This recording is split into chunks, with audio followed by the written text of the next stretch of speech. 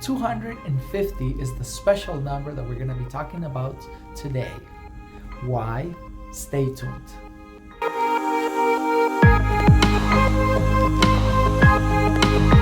Today's video is a crazy video with crazy ideas, but everything has to start somewhere.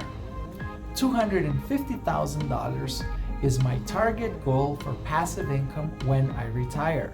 I'm still young, so I still have a good 25 years that I could work before I could consider retiring. But along with crazy ideas is the possibility of not having to work an extra 25 years of my life. Rather, I'd want to accelerate that plan and cut that down about 2/3. Perhaps retirement will be possible in 1/3 of that time if I meet certain goals over the next few years. Again, the possibility of retiring is always an option, but we have to work our whole life to make it happen.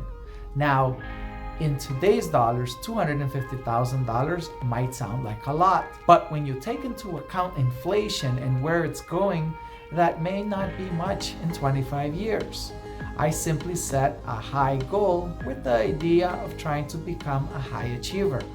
Apart from that, I love the idea of making a comfortable living. I could keep up with a comfortable standard of living. I love the idea of being able to travel, take a vacation here and there, and then be able to take care of my family. I know my children will grow up, but that doesn't change the fact that I would still be able to help them when the opportunity comes up. Back when I was 14 years old and started working, $200 is roughly what I would earn in a week. I was young, but since I was not used to making any money, anything you earn seems like a significant amount. Over a year of work resulted in me saving roughly $2,000. I had never had any sort of money, especially of that amount. To me, that seemed like a lot. But with today's rates in housing and rent, $2,000 to $2,500 each month barely gets you to pay the rent. Although I live in the Boston area, the average home here has now risen to anywhere from $500,000 to $600,000. You may be able to find a cheaper home, but it's what we call a fixer-upper, and chances are you'll end up spending more by the time you actually fix it up. So most people make the decision to buy something that's already fixed up so that they don't have to put in the effort. The challenge isn't necessarily being prepared and having the income to buy one. It's the challenge of getting an offer accepted because demand still outpaces supply, and it's a challenge to get an accepted offer. On the other hand, if you're in one of the southern states or in a lower standard of living area, $250,000 might be enough to get you a very comfortable home to live in. Most places have homes that are anywhere from $200,000 to $300,000, and that would be a very nice home. Here in the Boston area, for that same expectation, you're really looking for a $600,000 home. If you're not good at savings, $250 is a good amount to start with. If you put $50 towards a savings account, in 5 weeks you will have your $250. If you have more expenses, perhaps a minimum goal for yourself should be $2,500. And a lifetime goal of savings, perhaps a good $25,000. What I mean by that is, regardless of the decisions and investments that you take, you should ensure that you always keep some cash to cover unexpected emergencies. 250 quarters is roughly $62.50. 2,500 quarters is $625. Growing up, I used to go to the laundromat all the time.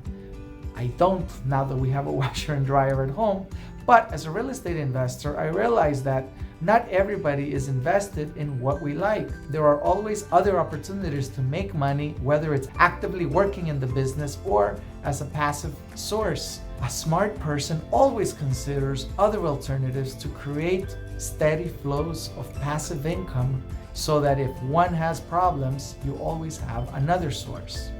I follow a lot of blogs and educational videos that offer financial advice.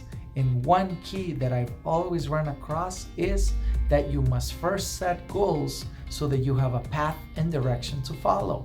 Again, the failure to set goals results in us wandering without any set direction. But if you set a goal for yourself, then you have a target and you set a path. Now, if it's a small goal, you'll easily achieve it. If you set a high goal, chances are you'll have yourself a challenge.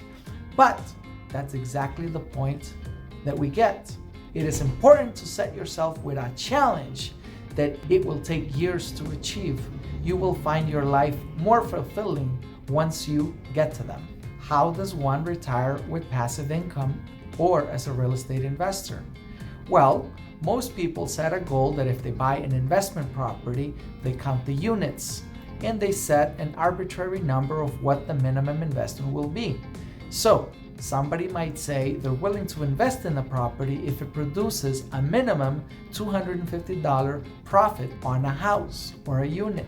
That may make sense in an area where you can get an affordable home from anywhere from $100,000 to $200,000, but in the Boston area where homes are significantly more, a more reasonable target would be passive income of about $750 to over $1,000 per unit.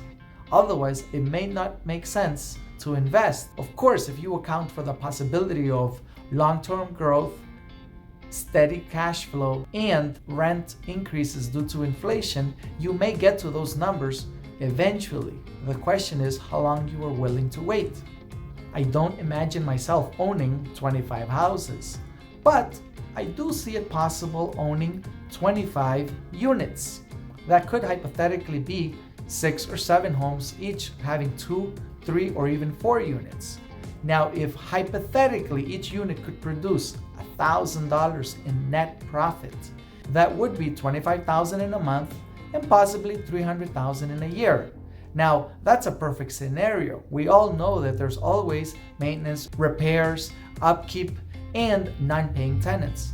But nonetheless, the goal simply explains that our target is achievable if you set a goal, a strategy, and set a plan in place. Crazy numbers are nothing more than that, and it will all depend on who you're talking to.